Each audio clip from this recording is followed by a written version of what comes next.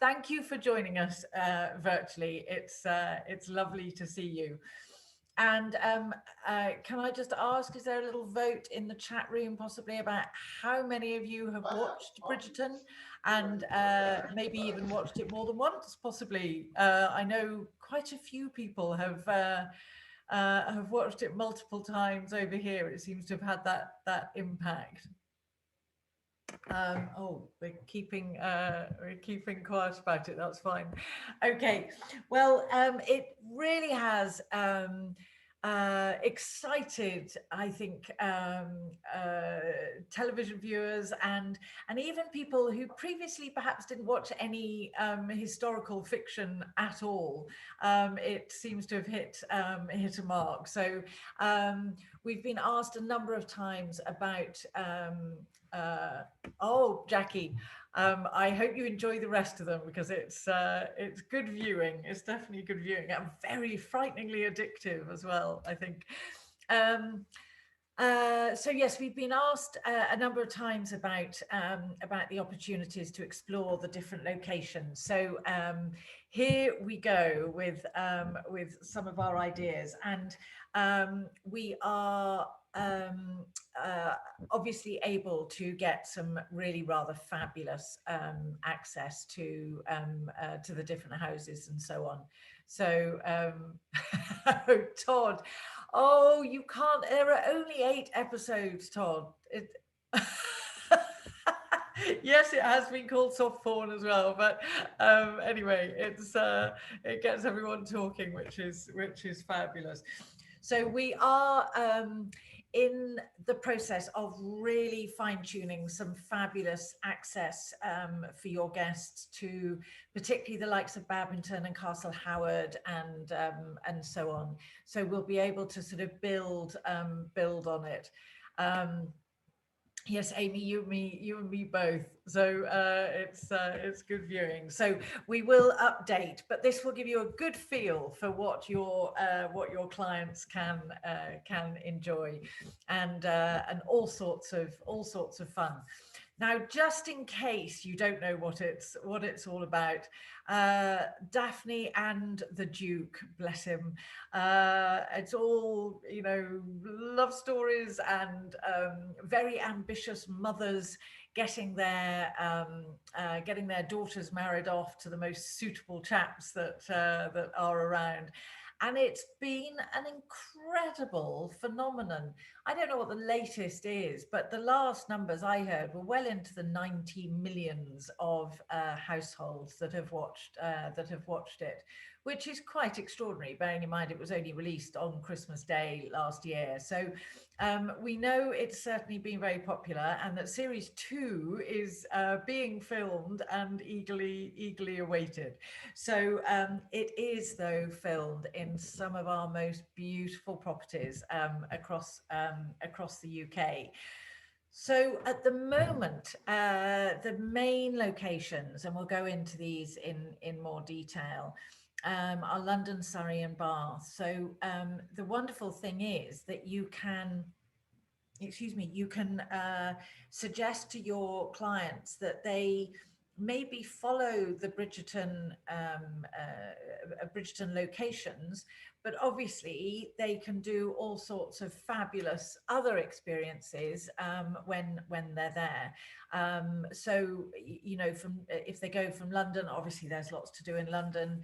Heading down into Surrey, they can then go through Hampshire and a bit of Jane Austen. Jane Austen would probably be horrified by Bridgerton, I imagine, but there we go. Go via Jane Austen, and maybe a lovely stay at Heckfield and down towards Stonehenge, and some lovely time down in Bath, and then maybe a head up to the North Cotswolds. So it does lend itself to a rather lovely itinerary. But we can certainly make it Bridgerton inspired as we go. Oh, and obviously Babington is down in the Bath direction as well, probably just about 30 minutes or so. So when we've got Babington sorted, then that will be perfect as well. So some of the most iconic houses, Lancaster House is absolutely magnificent, and that starred as St James's Palace, I believe. Um, the private tours and so on are stunning. I know this might not be happening for you, but if you do know of anybody who wants a rather lovely family dinner or big dinner with a group of friends, then my word, Lancaster House provides the most incredible setting. And Hampton Court, I mean, is just magical at any time. But the private tours, the early hours or earlier morning private tours and so on are just wonderful. And again, that was used for one of the royal residences. Dorney Court was some of the bedroom scenes and so on, which apparently were very closely managed. And then Bath featured very heavily as London throughout the series, which was wonderful. But you can understand why, because the Royal Crescent is just so lovely. So let's get into a little bit more detail. I think the great thing about London is, and I know you are familiar, and we're going to be talking about some hidden secrets of London next week, which is very exciting.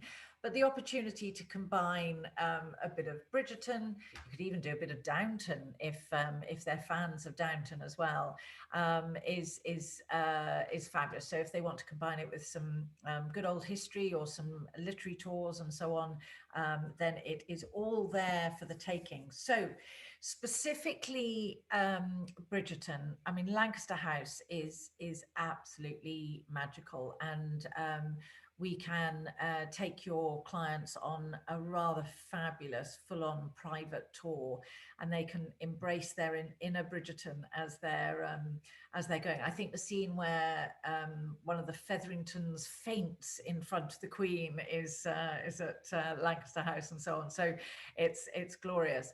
And equally, Sion House, which is actually Hastings House in the series.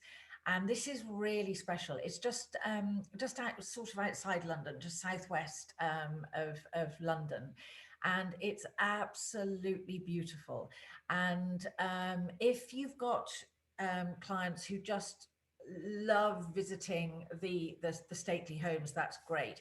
If you've got people who really want to get stuck into the whole Bridgerton experience, we can introduce them to one of the costume designers from the series at Sion, and they can really have some fun and get behind the scenes of all of those amazing dresses and so on, and take it also, you know, we can find costumes for them, arrange an afternoon tea at Sion Park. They can have a ballroom dancing lesson as well while they're all dressed up, so they can really get into the whole atmosphere. And obviously, if they would like, there's a photographer on hand to capture every moment of their life as a member of the English aristocracy. Rangers House and the Reform Club. The Reform Club is a classic old gentleman's club, and we can get access, but they are quite strict on the rules. So we have to manage the timing and so on. But we can most likely have your guests have a little show round and a gin and tonic or something similar. And not back all the whiskey. I seem to remember them drinking rather a lot of whiskey in the Reform Club. And the Opera House and so on. I mean, we really have got amazing access to the Royal Opera House, so they can experience the full-on behind the tour scene. Potentially meet some of the performers depending on who's performing at that time. The best box, the best seats in the house are all available. So just to sort of really take them through that whole experience is glorious. Now, won't surprise you to hear that obviously the actors are rather in demand, the Bridgerton actors. Now that doesn't matter to seem, it doesn't matter to a lot of people. They just love visiting the locations and the places where they filmed.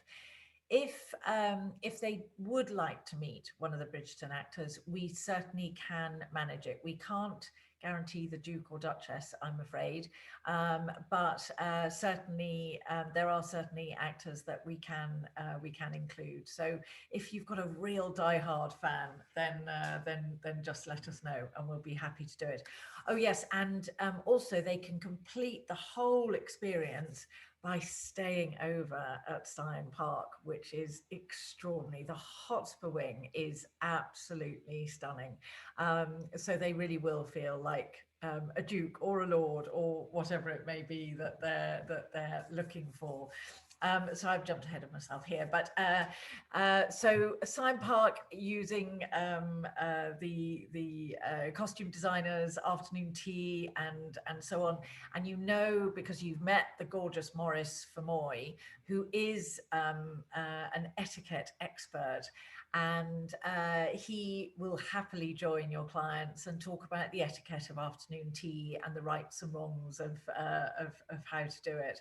And Lancaster House, I mean, they could have a dinner at Lancaster House, but it doesn't really lend itself for smaller groups. It's really better for bigger groups. But my word, we could do a fabulous private tour, so they'll have a glorious time. And here are some of the behind the scenes and some of the actual scenes from the series. Those costumes were quite extraordinary. So then we can head down to Surrey. Now, Surrey is, again, sort of southwest of London. I mean, Surrey borders London. So it's a hop, skip and a jump. If you've got clients who do genuinely want to stay in London and not move to hotels outside, it's as easy as pie. And this picture on the right here, you can see is Padeshill Park, which is quite beautiful. So heading out of London, going down towards Hampton Court Palace, you'd arrive at first. And the private tours happen before they open at 10 o'clock. And then there's the fabulous opportunity to do horse-drawn carriages and have a private breakfast in one of the smaller staterooms and so on. So that's really rather lovely. And then Paintshill probably does deserve a day to itself, I think, because as you can see, there are vineyard tours and all sorts of things that you can do. But combining Hampton Court and Paintshill in a day is perfectly doable. But it depends how much detail and how much Bridgerton they actually want. But getting the horse-drawn carriage through Paintshill, I mean, they could do both Hampton Court and Paintshill, but I think Paintshill would be feel a little more aristocratic, maybe. I think because it would certainly feel a lot more private. And then the dockyard with all of the boxing and so on, which I don't think you really normally expect to see in historical romantic fiction, but it features quite a lot in Bridgerton. So we can go and visit there, and St Mary's, where Daphne and, sorry, spoiler alert, Simon and Daphne do get married. Apologies if you haven't seen it, but it's not too surprising, I don't think. So there's promenading opportunities, carriage rides, royal picnics, and the full-on royal treatment. We're not going to list everything here because, as you can imagine, there is so much that we can do. But as I say, it can be the visiting of the locations or the full-on Bridgerton experience with picnics and dinners, costumes, ballroom dancing, and all of the rest as well. I mean, those the Featherington family, those poor girls wearing those dresses, but their mother loved them, so that's what mattered. And I mean, Dorney Court is probably one of my favorites. I'm not allowed favorites, am I? But it is the you can just feel the history in every single room. It's quite extraordinary, and that's located to the west of London. So you could do Dorney House and then go down to Surrey or Hampton Court. So it's all doable. Not as we only live in a small country, so nothing's too far away. Now, we've talked about Bath on a couple of occasions because it's such a beautiful city to visit, and it's no great surprise that the Bridgerton cast, and well, it wasn't the cast, was it? It was the location people chose it because the Royal Crescent is truly magnificent, but it's also got the gorgeous cobbled streets and all that sort of thing. So um, we can do all sorts down in Bath for you. I mean, Hobart Museum is fabulous. It's taken on a whole new meaning now that it's Lady Danbury's house, and she held. Was it one of the first balls of the season? I seem to remember. The Hobart Museum is absolutely stunning, and then you can we would take your clients on a beautiful sort of little meandering walking tour of some of the cobbled streets. Definitely recommend flat shoes for that because cobbled streets in heels is really not a great idea. Excuse me. Now, the Guildhall and Assembly rooms were used for some of the balls and the dancing scenes and the interiors of the amazing parties that they had. And then there is Abbey Green is actually a little shop that's sort of tucked behind it's behind the Guildhall, I think, and that is the site of Madame Delacroix, who, again, sorry, spoiler alert, turns out not to be French. Surprise, surprise. Anyway, that is where her shop is and where so much of the gossip is shared between the Bridgertons and the Featheringtons and the blonde woman whose name I can't remember. So lots of gossip in there, which is rather lovely. And there's a fabulous Jane Austen museum at on the Royal Crescent as well, so you can combine a bit of Bridgerton and Jane Austen yet again. And there is an opportunity for some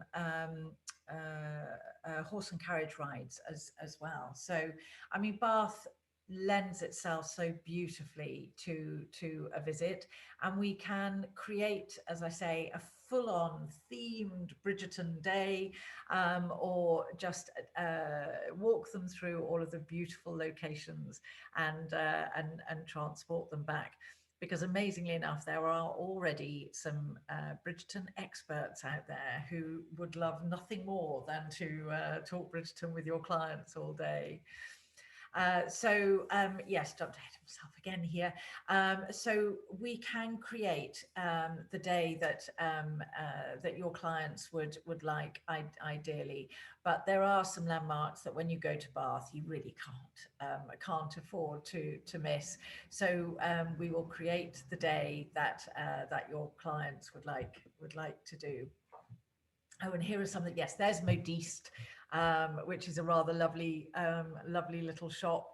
And I mean, it's amazing. You wouldn't think that this was all filmed in the 21st century, would you? Looking at those, it's you could easily be transported back to the 1815s or whatever it was. I think that 1813, I think it must have been, it was set from memory. Yeah, looks fabulous, doesn't it? Absolutely stunning. Now, Because obviously the Bridgerton follows the social season and the social calendar, they would be very used to attending all sorts of rather fabulous events. So we thought it was rather important to share the social calendar with you, just as a little reminder. Now, none of us really know whether you will be able to be booking anything for your clients over here. I mean, certainly there won't be anything before the 21st of June. But the country may open up depending on your vaccine program and developments over here. We will wait and see. But we have been told that Wimbledon is definitely going ahead. They just haven't decided how many people that they will let in.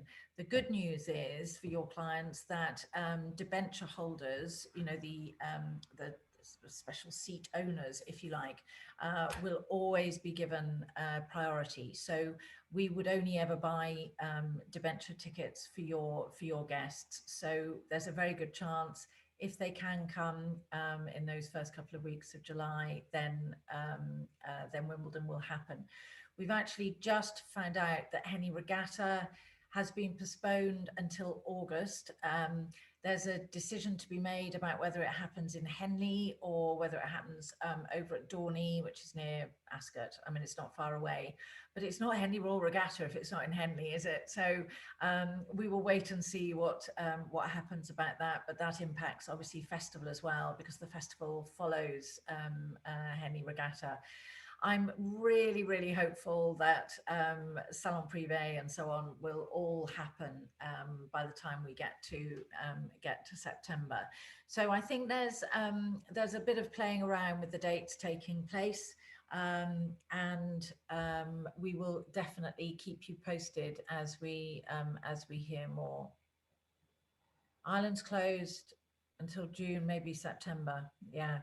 Um, it's I mean, we've been told that I mean, the hotels are opening over here from the 17th of May, and that all restrictions will finish by the 21st of June, or from the 21st of June. Whether that will be the case, because obviously if there is suddenly another spike in infections and so on, then that's not going to happen. And Ireland is obviously different, and Scotland will be different. Wales seem to be pretty much in line with yeah. So you don't have any guidelines at all in Ireland. That's really useful for planning, because it did make a huge difference actually to us when Boris made that announcement. You felt like we could all sort of move forward. So we will keep you posted as we learn more, and you know, it's obviously all dependent on flights as well. So anyway, a little side comment, but we're just so hoping. Oh, and Chelsea Flower Show is now happening in September, so there is a possibility for Chelsea Flower Show. Fingers crossed. Fingers crossed. Now, we have been, during lockdown, one of the things that we've been talking to, or people we've been talking to, and things we've been concentrating on, is sourcing yet more of the beautiful luxury rental houses that are available across the country, because not everybody wants to stay in a hotel, and the opportunity to stay somewhere really stunning in a beautiful location that has been, you know, something that has been crafted beautifully is really rather lovely. And you know, obviously we arrange the chefs and the drivers and so on, so it feels like a hotel. But if you've got clients who are over here for a little bit longer and want a little bit more privacy, maybe a luxury rental can be really rather lovely. And some, I mean, a few of the stately homes are now offering accommodation as well. So that's really special. So depending on the itinerary, obviously, that we're creating for your clients, we will suggest luxury rentals as well if they're interested. be really interesting to know if any of you could feedback at any time whether you have discussions about luxury rentals with your clients and so on, and how they feel about them, because we'll certainly share a lot more information about them if it's something that that would be of use and would be valuable to you, because that's what we're here for. And obviously our gorgeous hotel partners that we love working with so much. And actually, talking of self-catering, the Fish hotel in Broadway, which has the beautiful shepherd's huts and all sorts of lovely things in the grounds of the Farncombe estate, are just about to launch a new self-let option, which we will share with you very soon, hopefully. So just some of our suggestions, some of them we've talked about, others we'll share more information with you about, but all sorts of lovely places to stay. And we're all very excited that the bookings and so on are all happening now. So as you know, please just give us the dates and who the guests that would like to come and explore Bridgerton, and if we can create any experiences with cast and crew members, we certainly will do. But we obviously need as much notice for that as we possibly can. So just let us know. So please let me know if you've got any questions at all, and we will happily obviously come back to you and share more information as it happens. I'm not allowed up to Yorkshire yet, but as soon as I can get up to Castle Howard, we will be sharing all of that glorious information with you, because it must be one of my favourite places. It's a truly stunning house. So we will share even more with you, lots of Humphreys TV and video footage and so on. Now, by popular demand, we have been asked to share some other ideas, some new ideas, and maybe some that you've tried in the past, about our fabulous capital city of London. And we do love arranging amazing tours in London, and there is so much that you can do. So we will start our sharing next week, because obviously it's a rather large city. There's rather a lot to do, so we will do it in themes and share the very best of it with you next week. So a huge thank you for joining us. I hope if you haven't watched Bridgerton, I hope you're now inspired to go and watch it. If you're part of the way through, then I hope you enjoy the rest of it. And if you've watched it already, then I think any excuse just to watch it again, because it's all for research purposes, isn't it, for your dear clients? Oh, Todd, you haven't seen any of it yet. Sorry about all the spoiler alerts. Well, I'm really glad you enjoyed it. Thank you so much for joining us, and really look forward to seeing you next week. Thanks so much. Bye-bye.